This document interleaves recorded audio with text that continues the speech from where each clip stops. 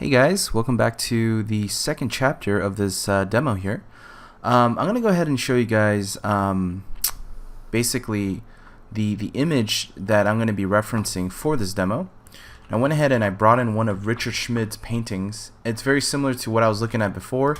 This is something I found on the net, and I thought this had just the right amount of color, the textures. I love the edges, and this is something that we were previously trying to get into our workflow and get into our painting, was just some of these beautiful strokes, and just having areas of looseness versus areas of tightness is something that I want to focus on. This is the subject matter, so I am going to do something that's relatively like a home, or like a building of some sort, to keep it in the same kind of general theme. I'm going to use this color palette. I'm going to heavily reference Richard Schmid's painting. And yeah, let's go ahead and get started. So I'm going to bring this canvas up here so I can create just a little, I guess a little area where we can kind of dock our reference here. I'm going to stick this right here in the corner, and I'm going to stick this one over here on this side so I can kind of refer to both images, one for color and one for for overall design and feel. So let's go ahead and start off by just kind of giving this an overall wash. I'm going to use my my pattern stamp tool here, and I'm just going to give this kind of like a nice, I guess like more of like a tan kind of tone here, just to kind of give this an overall wash here. And you'll notice that it's relatively laggy depending on your brush size. So if your brush size is pretty big, then it's going to be a lot slower. So you can use the pattern stamp, or you can just paint. It doesn't really matter. All I'm really looking for is I just want some sort of color, and I just want to get that going. Okay. The reason why I'm adding in color is because I really want to get some of that undertone painting, some of these nice oranges and warm palettes here is something that I'm definitely trying to go for. And these tones here is what I want to try to have seep underneath the paintings. And even if you want, you can actually almost imagine your composition. Like, I'm going to try to do a similar composition here, but I'm going to have a house, basically have the house over here. I'm going to have maybe some sort of tree or something over here. Let's go ahead and flip this reference, because I definitely want to kind of mirror or use that as kind of my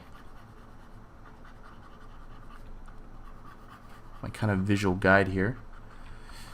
So I'm thinking of doing something like that, very, very similar to Richard Schmid kind of composition and painting.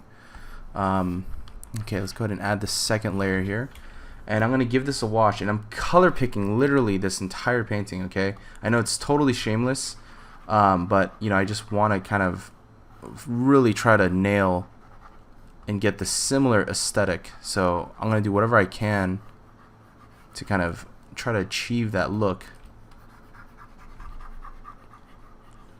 But kind of use our own composition.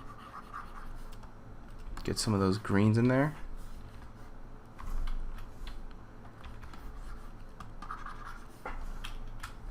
When I put my brush on darken, it tends to kind of sample and it'll only overlay some of the darker values, which is nice because it'll keep a majority of my brighter values here.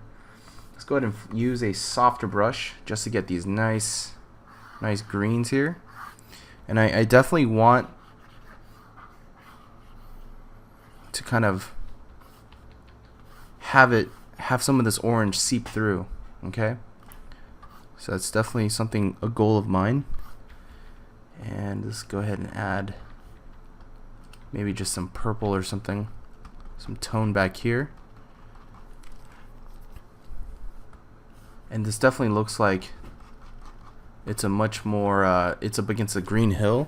I'm going to do something a little different. I'm thinking about maybe just giving this a slightly, a slight sky here. So thinking something like that would be nice. So what I'm going to do to go ahead and do that, I'm actually going to make this just a little bit of a purple type of value, so it's kind of slightly overcast, and I'm going to sculpt out just the shapes, just the shape of that house that we picked out here.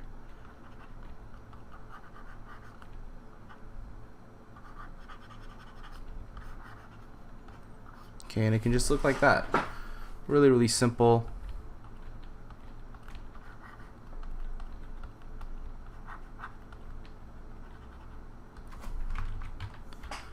If you want, you can actually go ahead and edit.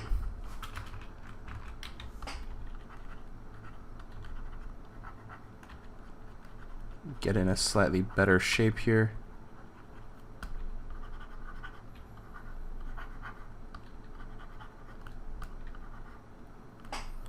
Maybe something like that, just compositionally.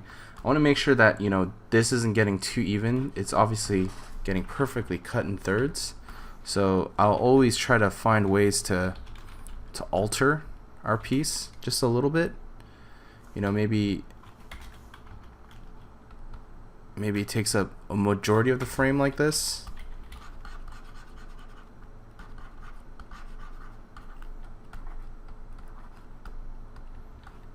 Either has to be one or the other, right?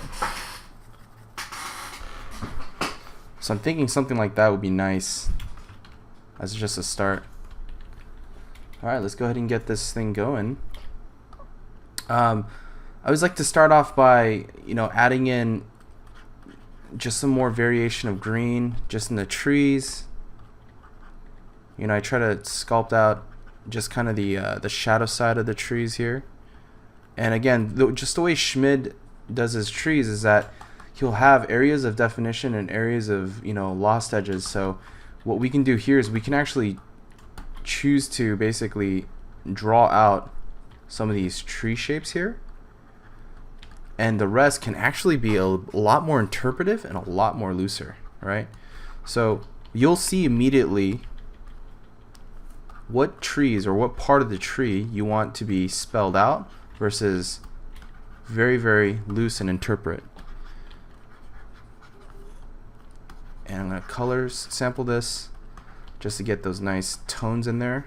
And a lot of times is that if you feel like you're not getting enough color range, that's fine. We can always add those colors. We can always get some of those nice colors just by simply laying over some extra textures or giving it an extra wash using kind of our pattern stamp tool and whatnot. So I'm not too concerned about not being able to get extra colors. I just want to make sure our general landmass and the majority of the shapes that we have here are nice, and the color choices are nice. So let's go to our pattern stamp here, and I'm going to use this, and I'm going to reveal some of these nice colors here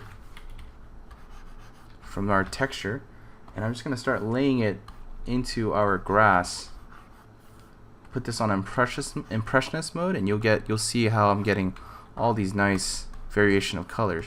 And this is just a way to really just sneak in some of these tones, some of these colors. I mean, we're using both, you know, Schmid's color scheme here, but you know, I'm also kind of putting in my own tones as well. And I'm not too worried about just the details. I just want to get some of these nice tones in here and some of these variations before we start getting specific, and before we start, you know, putting in all of the color variations that are within this painting.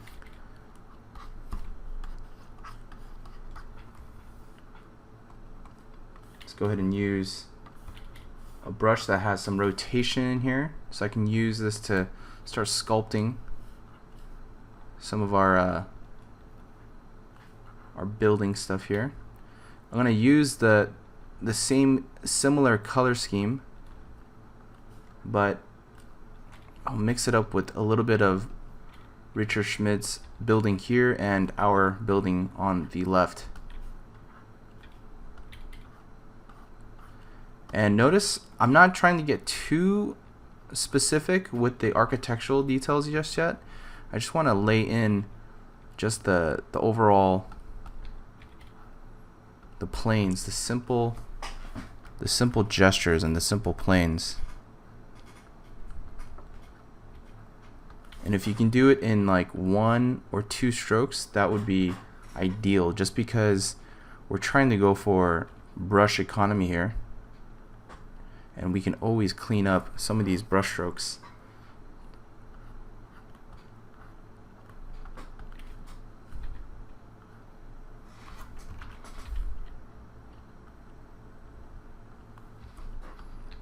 Lay in this yellow and see how it looks. I think it looks pretty okay for now. I haven't really fully put in the entire tone here, so we don't know how it's gonna come out, but we can always make adjustments. We can always brighten things, you know, darken things if we need to as well. And I notice that this roof is relatively dark, so let's just go ahead and tone this down here. This roof is relatively light. This roof on top is pretty dark, and I guess the tone of this roof is similar to the tone of our sky. So if I do that, you'll see how we can't quite see the roof, right? And the thing that I like about this technique is you're just trying to get in just the basic color information, and all the clarity you can actually sculpt away. You can actually refine it to make it look a lot more finished.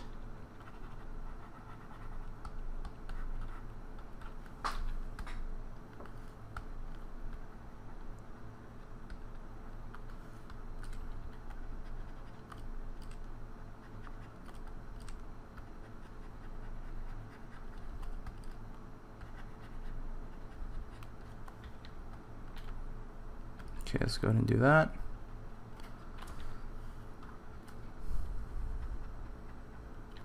I'm thinking, you know what? This building probably looks a lot more contrasty if I add in the white. So let's go ahead and change the design of the paint scheme at least. Let's make it more white.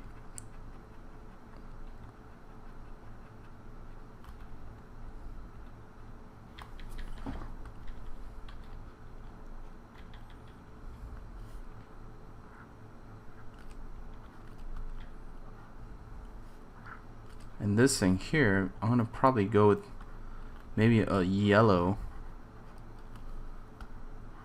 tone for this. But everything else will be white, just so we have a variation here. I love doing these types of, I guess you can call it like a study.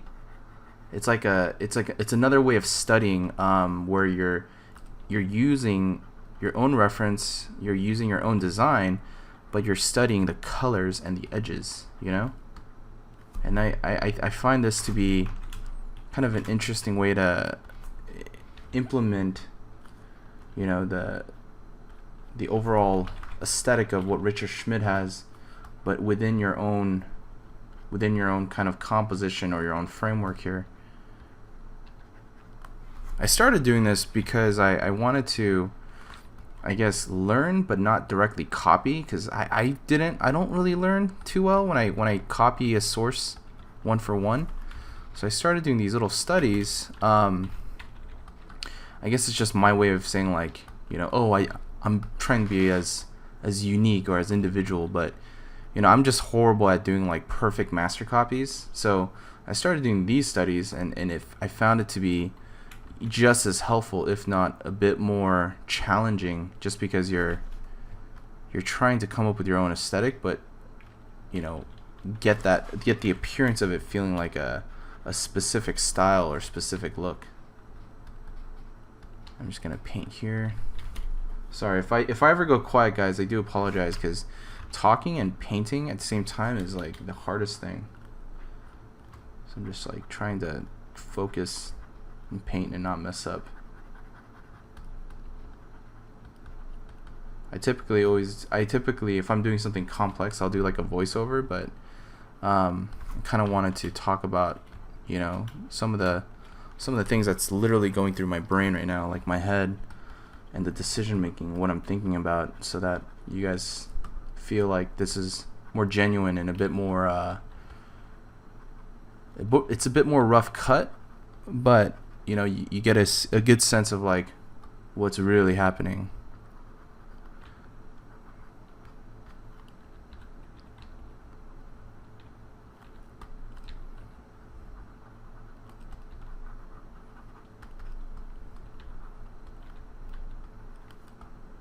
And I'm just queuing off of this painting as well because I really like all the color variations and just the different houses that are over here and stuff like that. I mean,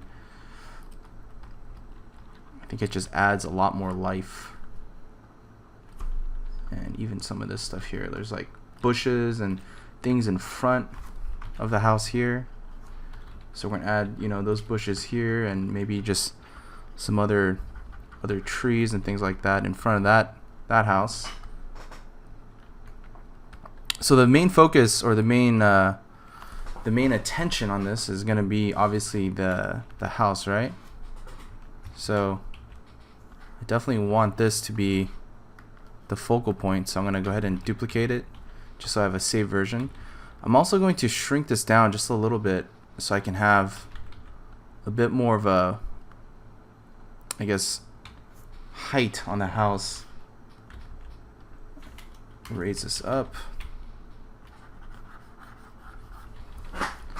That way it can have like this really nice prominent feature with this little triangular roof structure there.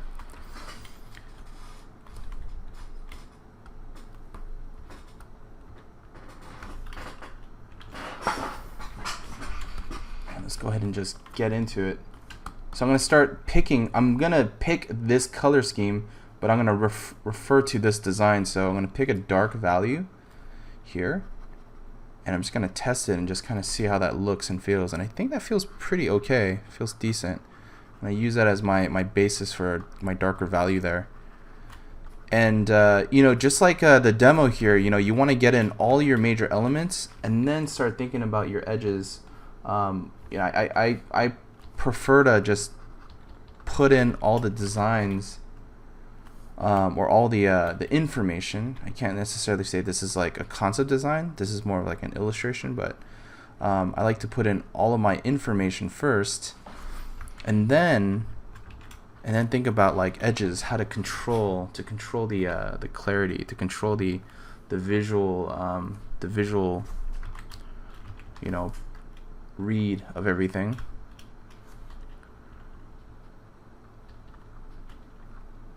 And I'm just gonna dial in on this here because this is our major focal point or area, and I'm not too worried about all the crazy colors just yet. I just want to get in some nice variation, some nice tones. And I'm using my just for those of you who don't know, I'm using a art pen by Wacom. And this allows me to do these nice rotations. That's why I'm able to kind of turn the pen accordingly. And I'm able to get these really nice control and edges on the brushes. So I can make these nice, like what I like to call like super, you know, precise marks.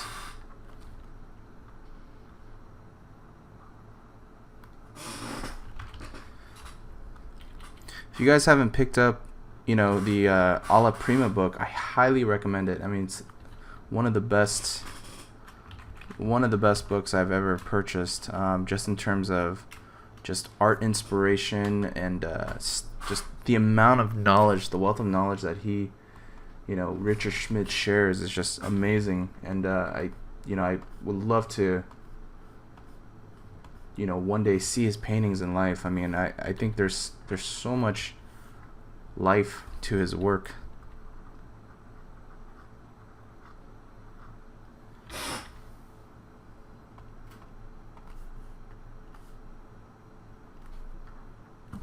I'm going to try to follow the overall aesthetic, but with the white finish on the house, just so I don't deviate away from it too much. I'm gonna try my best to follow it.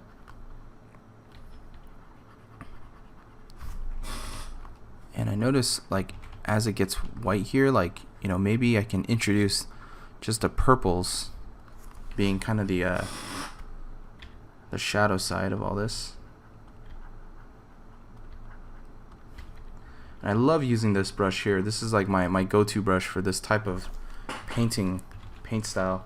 This is the Painter 05.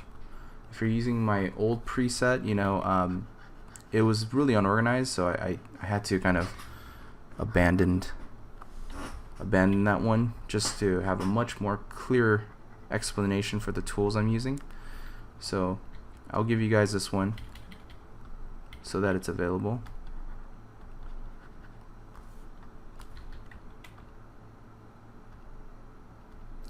You know, I try to use lasso tool here and there. I try not to depend on it too much just because of how harsh it looks. But if you do use a lasso tool, you know, always make sure to kind of go over it or break the edges, you know, give it some variation, because we definitely don't want that to be, you know, too strong of a visual feature there.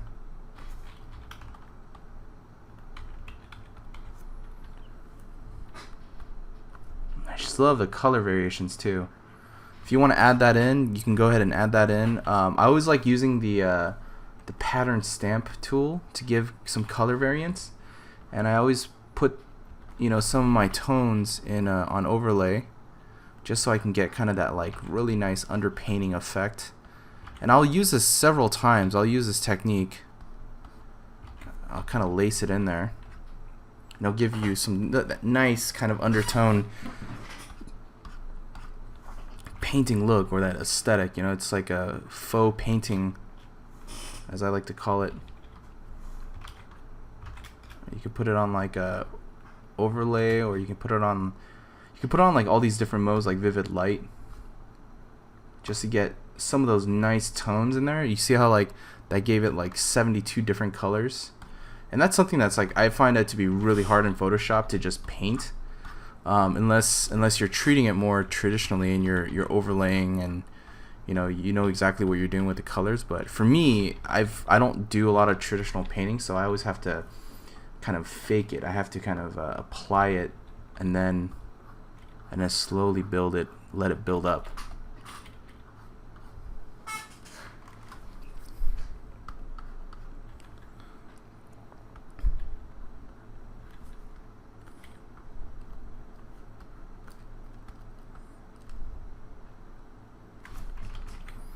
Alright, so let's go ahead and start working up some of those details, some of those windows. If you don't have like the right brush, you know, go ahead and look through your brushes. I always tend to kind of sift through my tools just to see which one works the best, because not all of them work exactly the way you think. You know, every brush has its own unique property and its own instance, so some brushes will work better than others.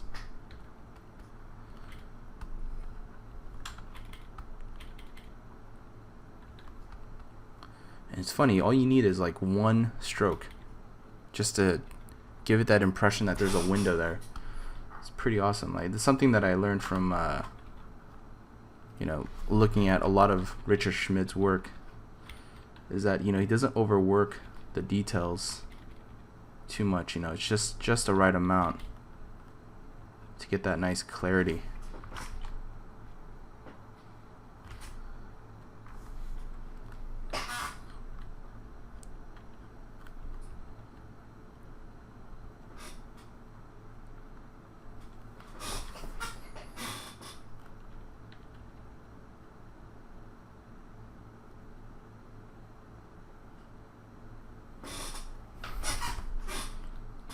have something like that. The door obviously needs a lot more cleaning, but again, I'm always gonna try to paint at a certain distance because it's gonna allow me to look at the overall impression and vibe of this piece rather than getting too caught up.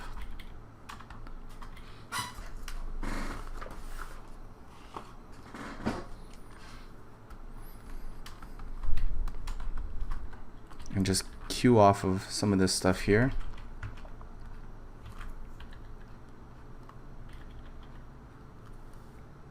And notice how I'm constantly switching my brush around because I don't want the same stroke.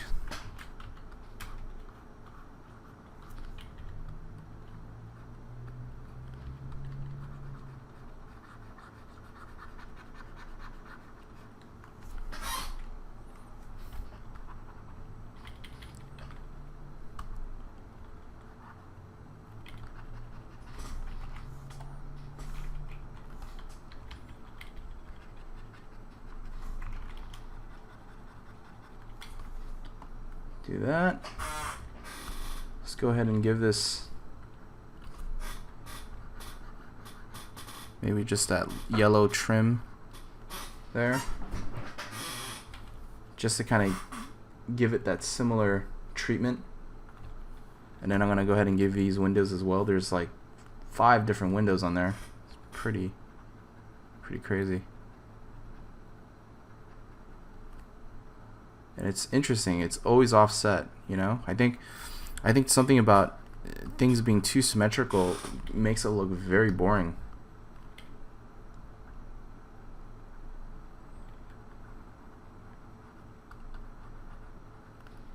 I think when you can offset something, it definitely adds just a little bit more character. The thing about Photoshop is like editing becomes so easy. So like anytime, you know, lay down a mark and it doesn't feel good, it's like just go back on top and edit, you know.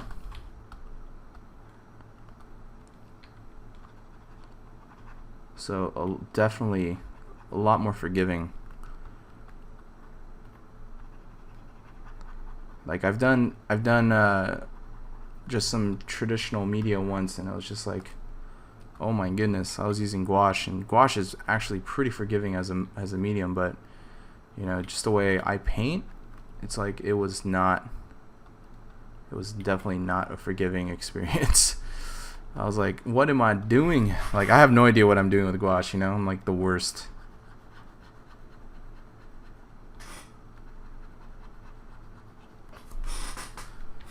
Let's go ahead and add that same feature over here.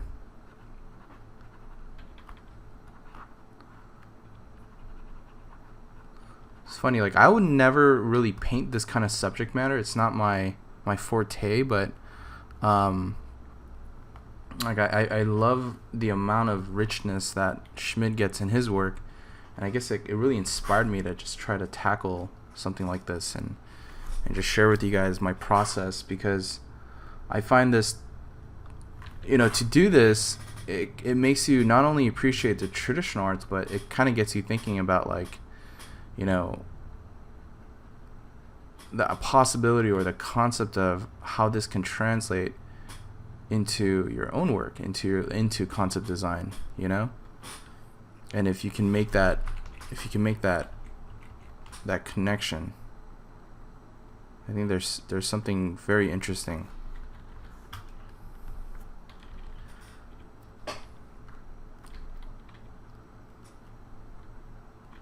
And look at just the amount of richness he has, like just in this area. There's a lot of just juicy colors and just really, really gorgeous detail.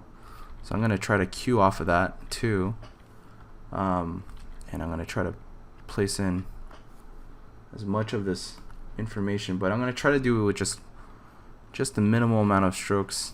Just if it only needs one, then go ahead and add only one, you know.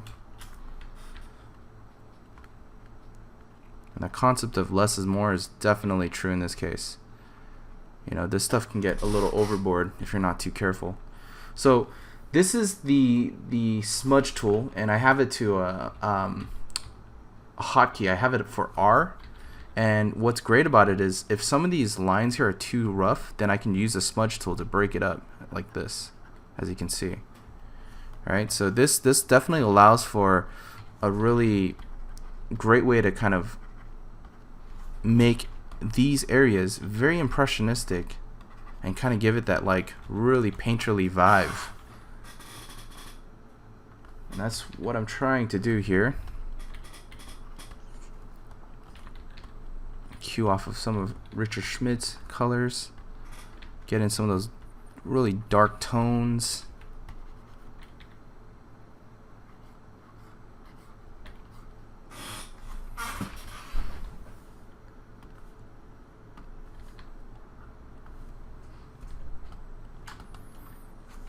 I'm going to use my pattern stamp here, and I'm just going to, I feel like it's lacking just some variation in the ground, so I'm going to use this because there's so much color, and this is just flat green. I feel like I'm going to just use this to kind of lay in some ground tone here, and this can be like dirt, or it can be something, some sort of earth color here. Oh, that's nice. This is a really nice tone. And you know, you guys can make these relatively easily. Just like, you know, a lot of the stuff is from abstract paintings that I used as kind of my go-to color palette. And I love using this as kind of a way to, you know, imply or put in textures. It's a great way to try to get some textures in here, and you can see when I paint it, it's just abstract. But when I put on impressionist mode, I'm only getting just those colors, those tones. So that way I can kind of, you know, smear it around so you get some really cool, nice color variation here, and then paint on top of it to control it, obviously. So I don't want just too much chaos, too much randomness. I just want just the right amounts.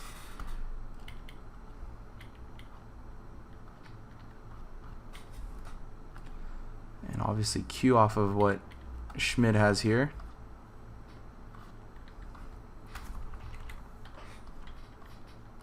And I kind of do want this like rolling ground, this floor like coming towards us. I don't want to lose the energy of this foreground here. I like the fact that it's this loose, and sometimes it's always hard to keep things that loose. You know, I think I always have a tendency of making things way too detailed. You know, to the point where it makes it so stiff. You know, and I'm like, I don't know why it becomes stiff, you know, and I realize it's because I'm treating every area or every surface with too much you know, attention. It's like I'm being too precious with it, and I just need to learn when to just let go, you know. I know it sounds a little bit artsy fartsy, but you just gotta learn to let go of some of that stuff. Just let the painting be.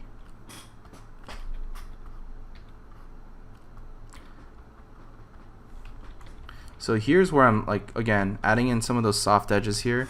There's a lot of information here that we're getting, and I'm definitely gonna try to consolidate as best as I can.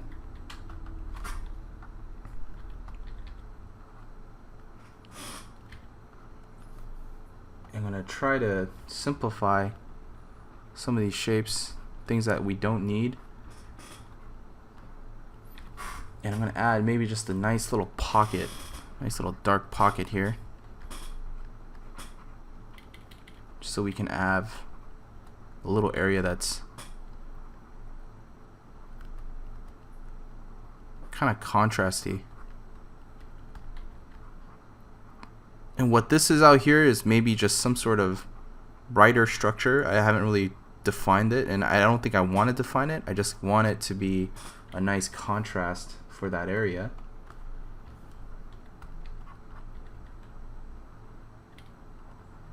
that way we kind of have a dark and a light contrast. Let's let some of that sky right here just kind of blend.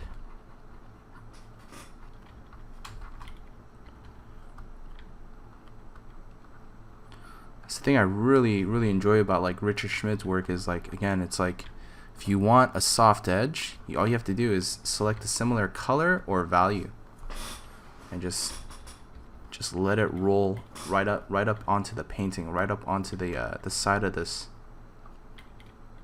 house here. And I definitely think, you know, it'd be cool to have a tree here. So let's go ahead and add. I'm just gonna save out this piece here so you can kind of see the progression. This is kind of where we're at before, and we kind of evolved this piece by moving it down. And I'm gonna add maybe this tree or something.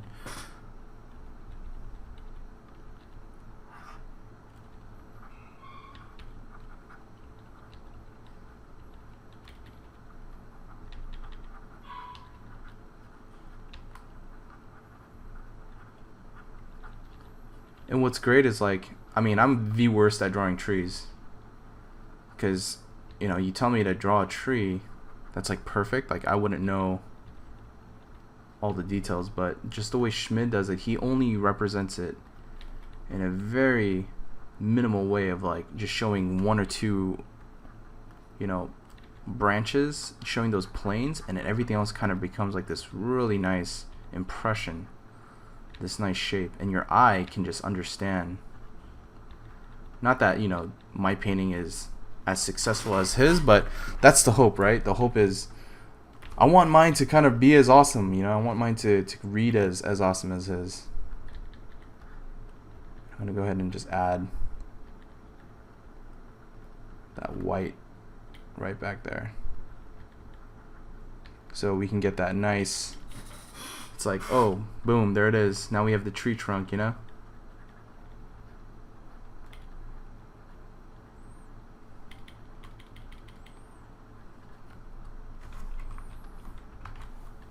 And always going back and forth, adding that in, adding in our a little bit of color here, because every time with Photoshop, anytime I paint something, you know, you're painting on top or over something, it loses those colors very quickly. It's pretty annoying, but you know, you always have to kind of bring it right back, and if you bring it right back, then you should be okay.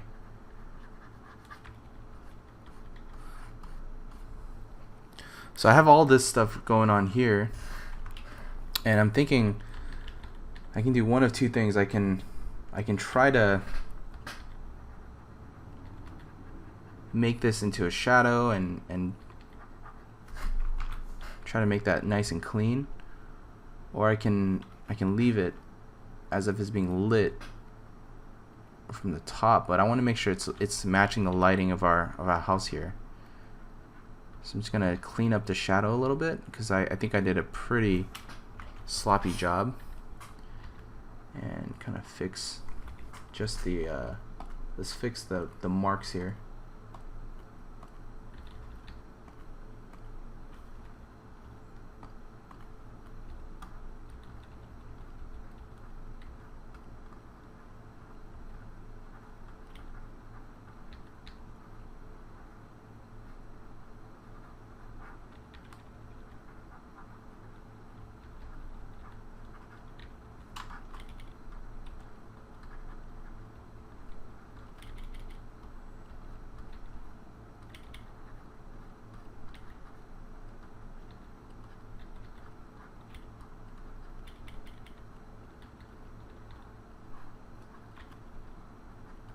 Add some dark shadows just for that tree. And again, if things get too fussy or too defined, this is where you want to start breaking some of that edge, so it doesn't become too distracting. You just want that nice soft feel.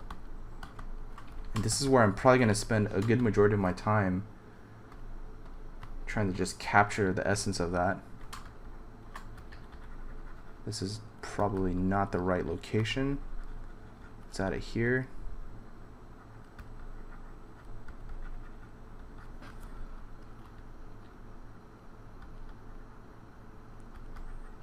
And look how close I'm painting. I'm not getting too close. And I've probably mentioned that like 1,000 times, but it is something that I'm trying to, you know, just be a little bit conscious of is how close I am getting to the canvas, because,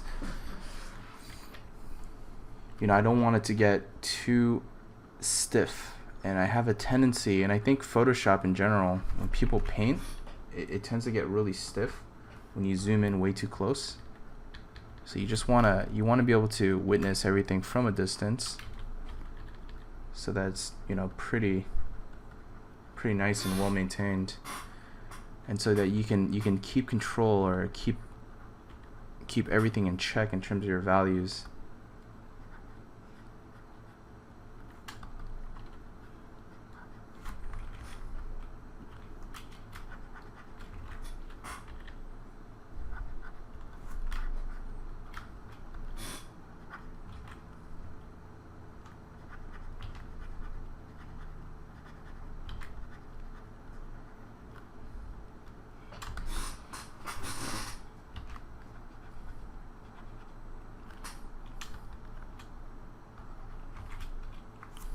So I'm adding in just this kind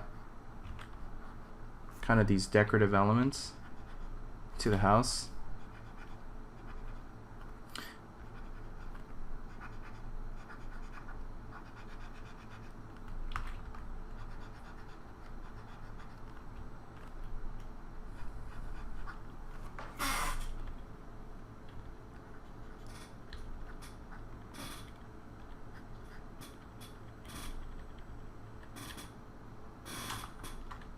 Notice there's some areas that are still pretty sloppy in my opinion. Like this here is pretty sloppy, but again, I don't want to cause too much attention, so I'm just gonna just slightly indicate that area so that it's there, you know, so it's not as completely ignored. And you notice, like, even the way Schmid does his paintings, it's like he indicates just what he needs.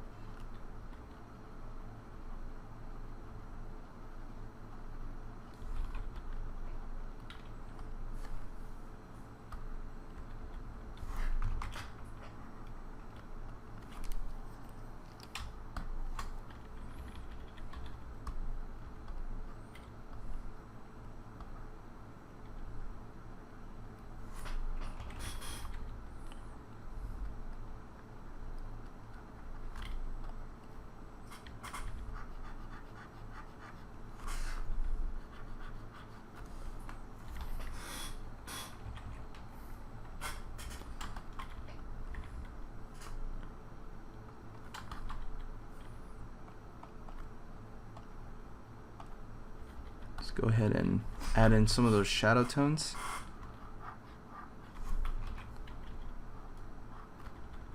I'm just going to reinforce the shadow, the graphic of our painting here, just so it's not like kind of this weird lit from both sides kind of deal. I definitely still want to think about the graphic shape. You know, if it's too much, then I can always back off on it, but I think just a little bit of reinforcement definitely will help.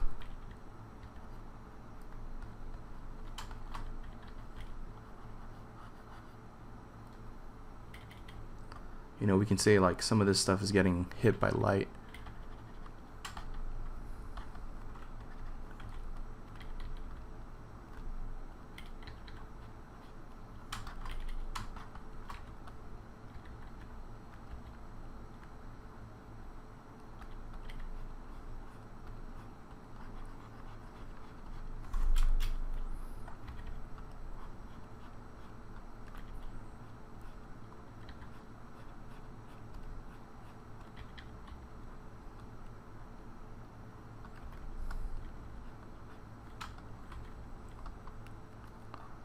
And even the way you can get these really dark crevices underneath the roof too, and that just kind of gives it like a nice refined look and feel.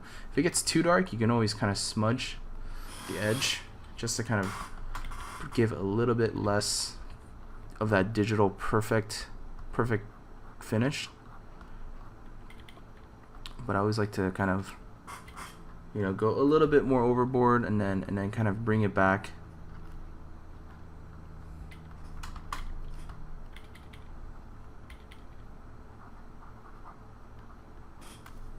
I'm gonna cue off of this. Let's just go ahead and take the design of this guy here. I feel like it gets pretty boring if it's just like just the building, you know? So I'm gonna say there's like a barn way out here. Trying to channel the Schmid.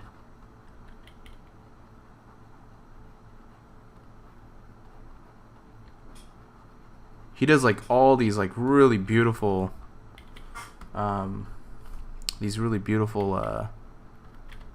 paintings of barns and stuff. Like I just think it's like just in the area that he lives, just has like all these beautiful barns and stuff. It's pretty amazing.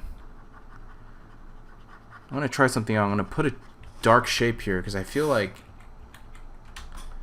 there's something missing. I just don't know what it is. You know, I think either this shape has to be really clean and crisp,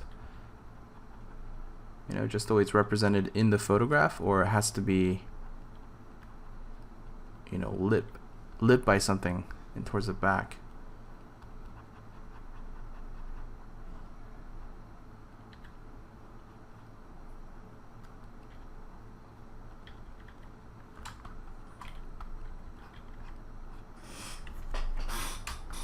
And again, I kind of want some of the edges to feather just a little bit, so.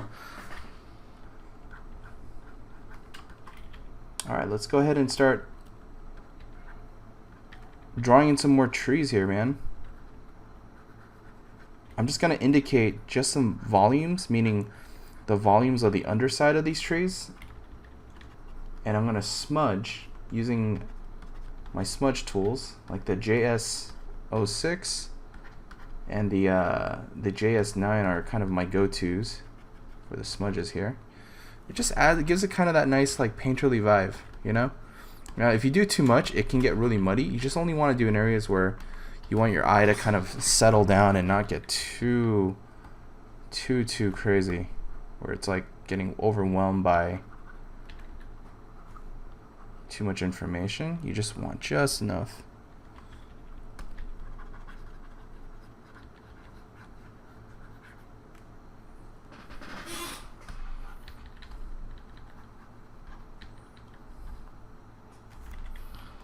So I don't know how that feels. That feels a little bit too much. Maybe that bush is okay. I'm gonna maybe use just these little dark bushes as compositional cues for darker,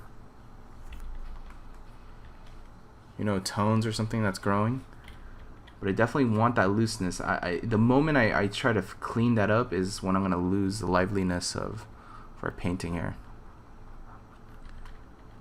Maybe let's go ahead and just lighten this up a little bit. It's a little too bright.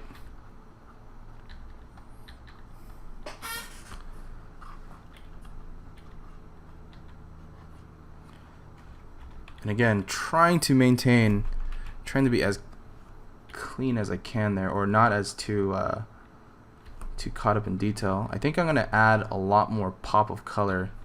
Seems like that's kind of what's really nice about this painting, is there's a lot of nice pop of color.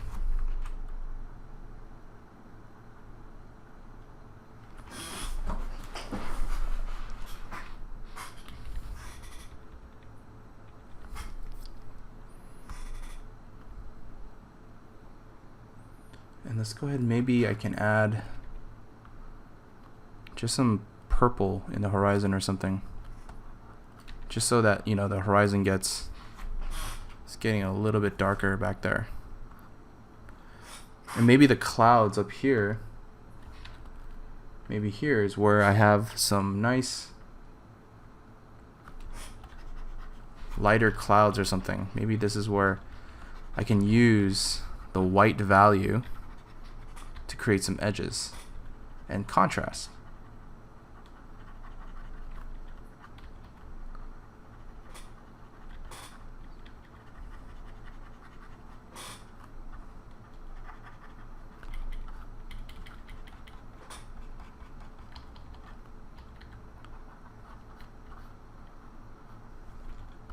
Again, I don't want to be too, like, make these into too much like cartoony clouds. I just want it just in the right areas that'll help our composition. It's easy to get a little bit overboard with the clouds, but I definitely want it to have kind of this underside that's like rolling.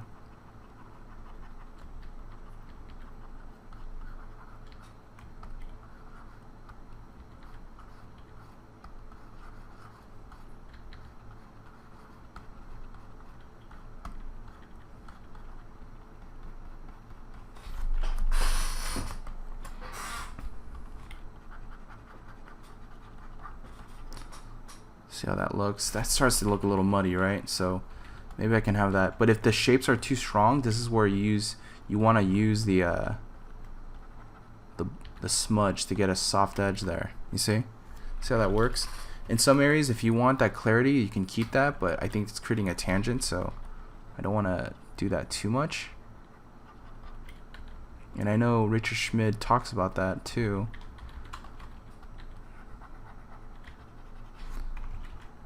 Is you only want to use the edges to kind of, you know, direct, guide the eye. You know, there can be a lot of unnecessary edges that can actually be harmful to your painting, so you want to make sure you're using it in the right spaces, in the right places.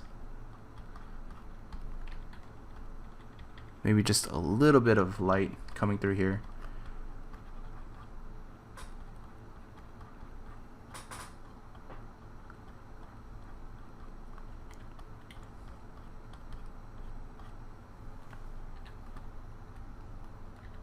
Something about this bothers me. I don't know if it's the shape, but I'm gonna go ahead and I think it feels too even. Something about this shape here feels too even, so I'm gonna go ahead and just kind of disrupt that a little bit.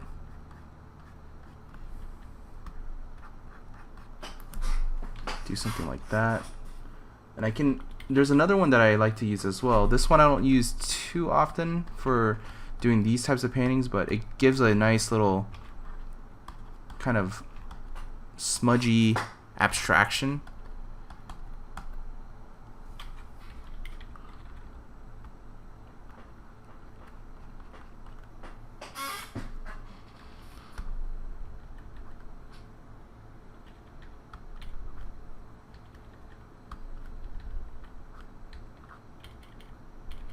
I don't know if there's maybe something over there, maybe like a machine or something like that.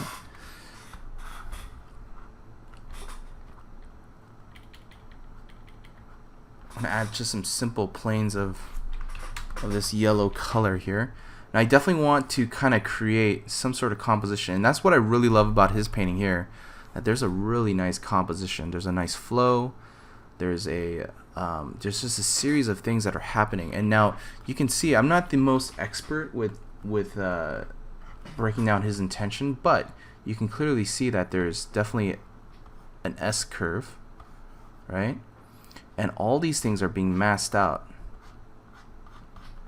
But at the same time, when he's doing that, when he has an S curve, he actually creates perspective using some of these ferns as little groups to kind of guide the eye and tell us that we are going into some sort of distant. So I'm going to try to achieve the same thing.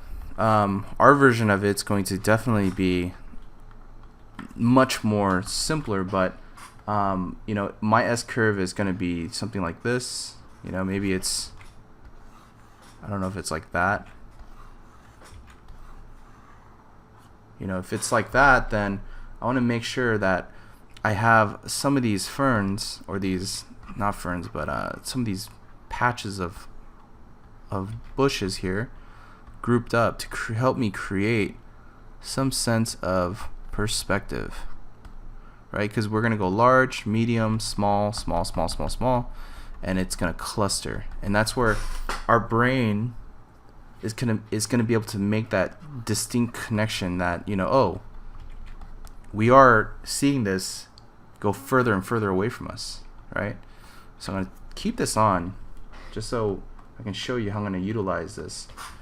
But as I keep this on, I'm gonna try to follow this track here. Oops. Without selecting the blue.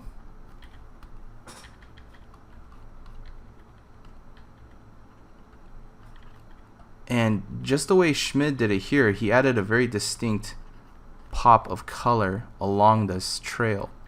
Now I can do the same and just put it literally like a trail like that, but I'm gonna have to fix it, you know, if I do that. You know, if we do keep that, then we're gonna have to just reinforce that trail.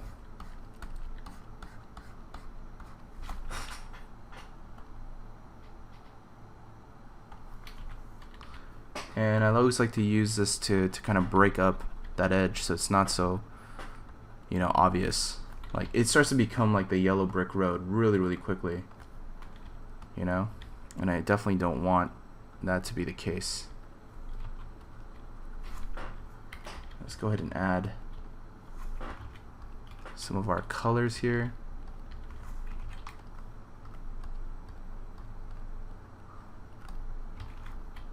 Some dried grass, you know, some dried plants, things like that. I always like to give it like large marks here, just because I'm only gonna play with the general volume more so than the actual distinct design or the shape. And I get it in all these like little blue areas that we indicated.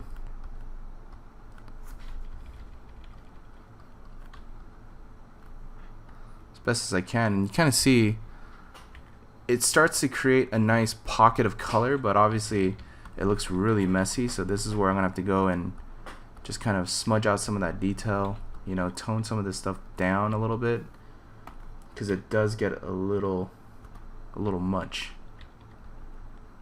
You know, this is where you use the colors that we have already here. If you miss certain colors, or if you feel like you want some of these other tones, then go ahead and color pick, because I mean that's kind of the way I'm approaching this. Is I'm just like, you know what, learn from him by copying, right? Literally by copying. And for me, this is an entire exercise that's purely built on just getting better at brush economy, and that's kind of the goal here.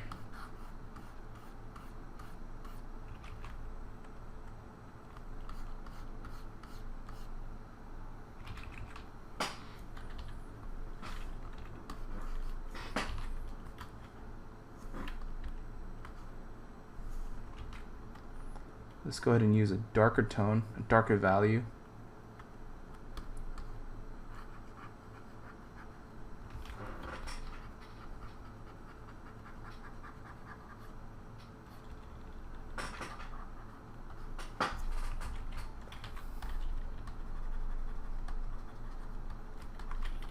I just love the way Pattern Stamp Tool gives things like such nice washes.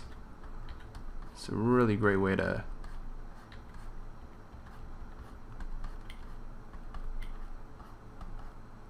kind of give this a really simple wash.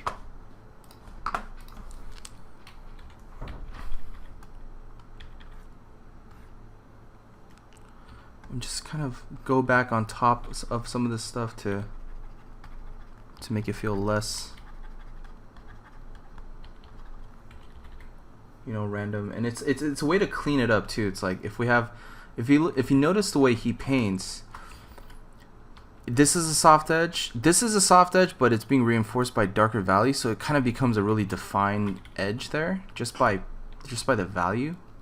that it's being indicated, like that becomes a pretty defined edge. Like this is kind of where the bottom of the shrubs grow. So, you know, a lot of times, you know, we'll put something down, but you want to define at least where it's growing on the ground.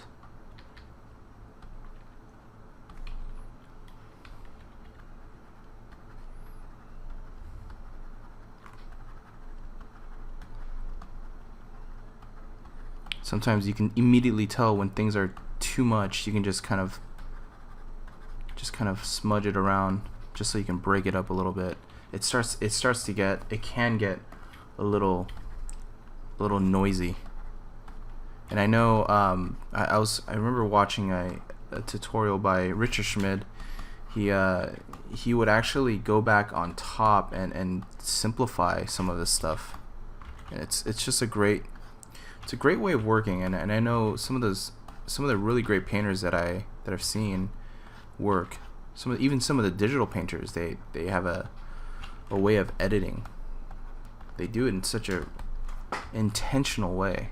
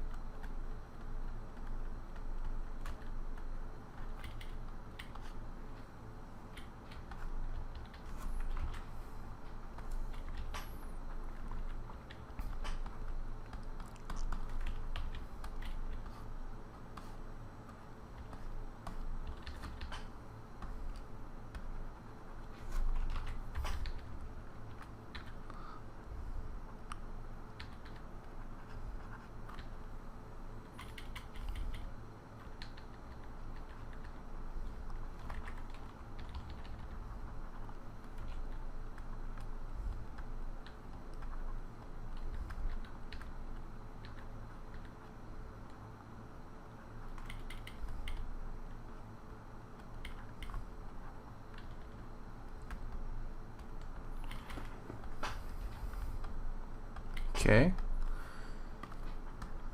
Sorry, I do apologize for getting quiet on you guys. It's like sometimes I'm always like, oh shoot, that's right, we're doing a demo here. It's easy for my brain to just like shut off and let's just paint. No one's watching. And I get in some of these textures here. This is where it's like the beauty of digital, you know. It's like doink. Oh, thanks, done. Free marks, free shapes. You know, but other times, you know, if you want to have some of these shapes here, as Richard Schmid would paint them, he would do them like 10 times better. But you can start to just indicate just some of the shrubbery or the growth here.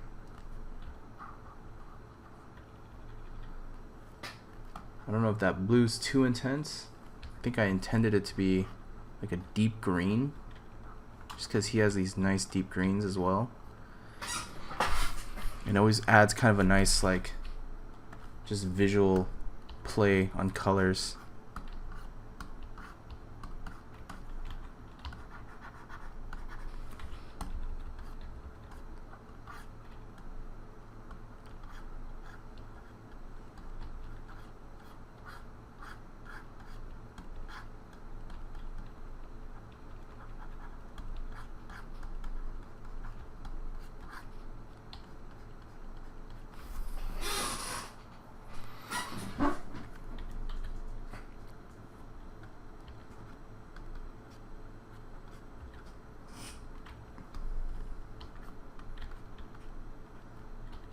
I notice he'll always do that too. If there's like a pocket of dead ground, he'll go on top and just kind of, you know, scuff it a little bit. So that's a nice variation of strokes. So things don't feel too repetitive.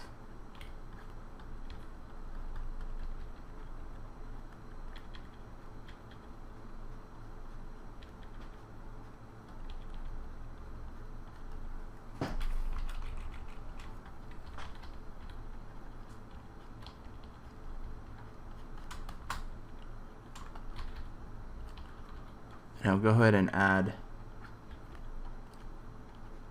just one or two trunks here.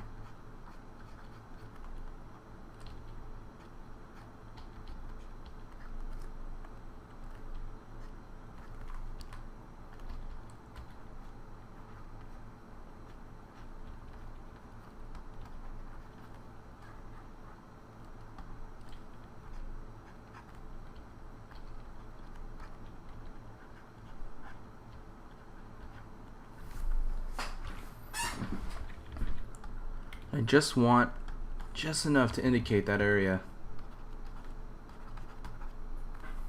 It's weird. It's like this kind of stuff you think it would be easy just because it's digital, but it's sometimes pretty hard to like get that indicated, you know, look.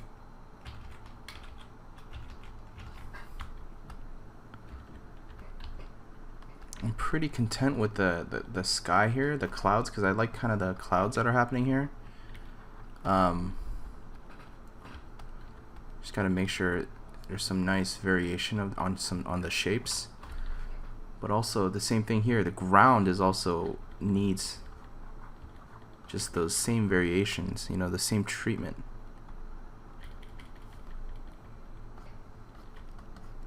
Now, I am going to show you guys, again, there's a lot of information here that I just don't want to mess up by painting and adding, you know, quote-unquote detail, you know, but I do need just some kind of indication of more information. So we can do one of two things. We can keep painting as you would, you know, if you want to keep pushing that stuff, or the other thing I was going to do is I was going to lay on some textures, some abstract textures and tones to kind of give it that nice illusion of perceived detail.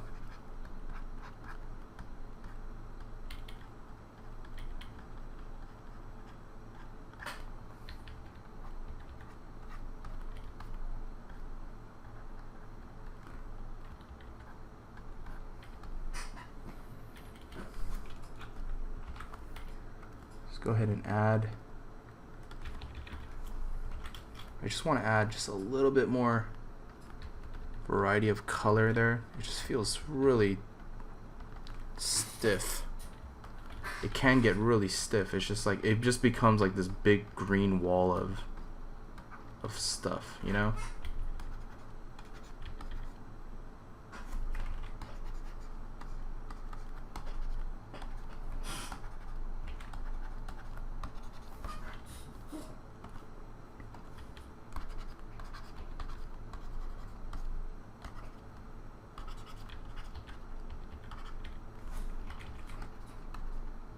This is where, you know, the smudge tool comes into action. You just kind of blend and blur things out. Just gives it that like really nice intentional, like really painterly, you know, you're creating just movement, you know? And I notice he has like these little lines, these little accents. And they seem really intentional. So I'm gonna just try to add these lines. I don't know if they're contouring the grass or if they're drawing, but it definitely kind of gives it that nice just appearance of more activity.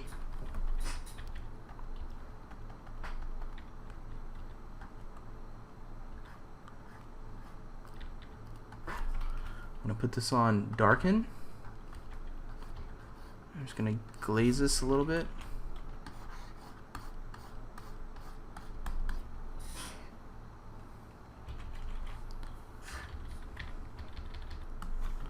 And these windows, they're all kind of equally lit, so I'm going to just kind of lighten some of these up. So I'm going to simply do that by picking one or two to lighten up.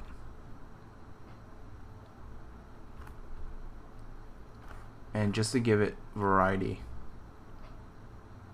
maybe one is glinting more than the other, and it just kind of gives it like, you know, a slightly different treatment, so you're not, it doesn't feel like you're painting all the windows the same.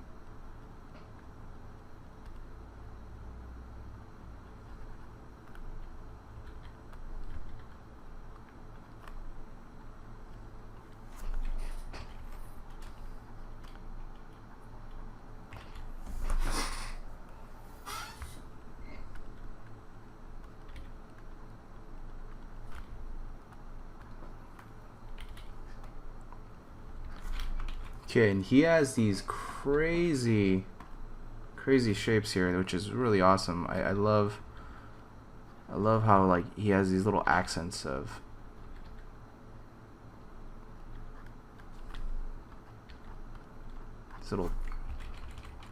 these little weeds that grow. They're just like little accents, you know? It's easy to kind of get a little too much with them, so you just want just enough and just kind of indicate them. Just let it be just a shape that indicates like the top of these little things.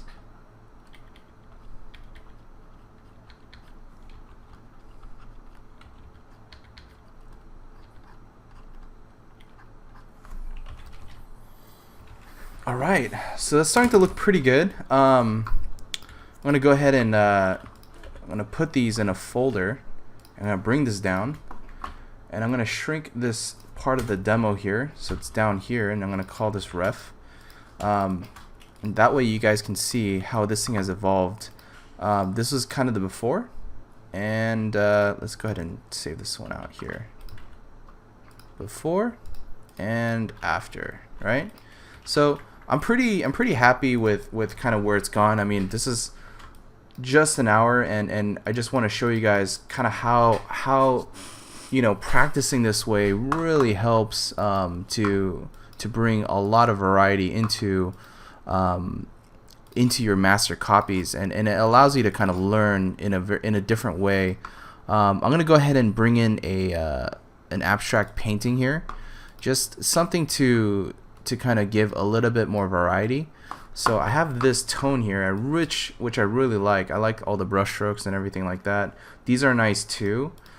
This is just a palette, and I always like to kind of bring this stuff in because it allows us to create just some of those accidents, right? Because we're not painting traditionally, you know, we would have to basically draw or paint those accidents, and that's hard. For me, it's hard.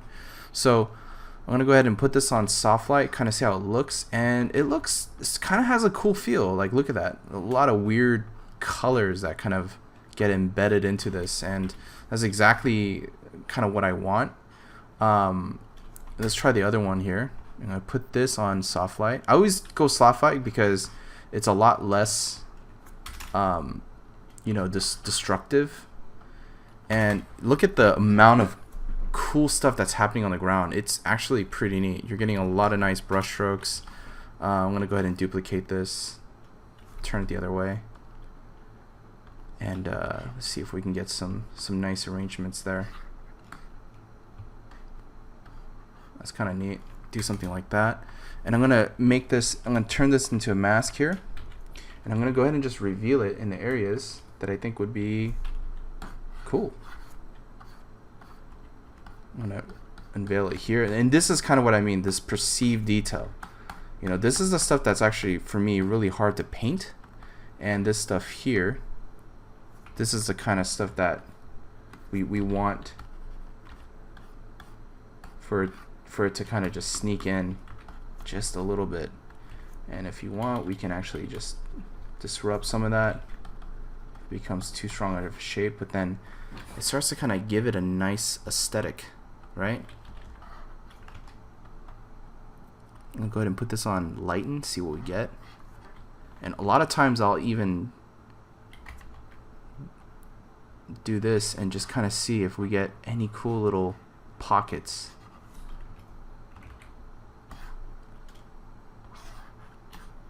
Even something like this, just to kind of see what we can get. some deep dark tones in here, which is kind of interesting. See what we get if I just sneak in a few colors.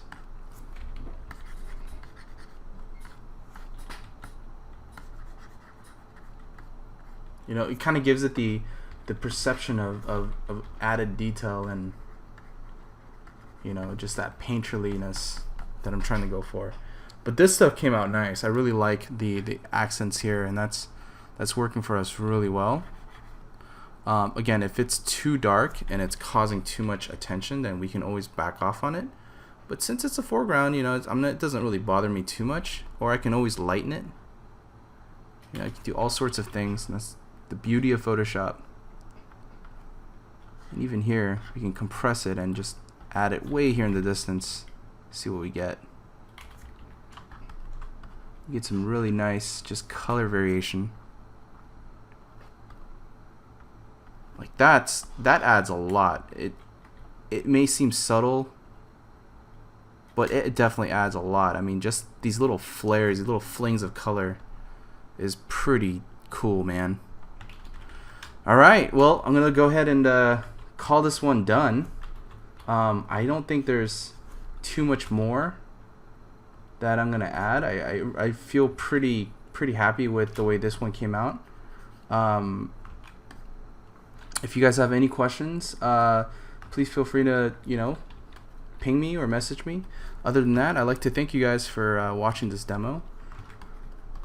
It's always fun to do something different, you know. It's like concept design is one thing, but just to kind of do an illustration like this it kind of takes a different part of your brain, and you know, in a good way. It kind of forces you to think about just color relationships and but most importantly edges. I mean, that was the biggest thing for me, was, you know, just the edge control, because we didn't really invent too many of our own colors. I mean, a lot of it we got from, you know, an existing painting from Schmid. So with that said, thank you for watching, guys, and I'll see you next time.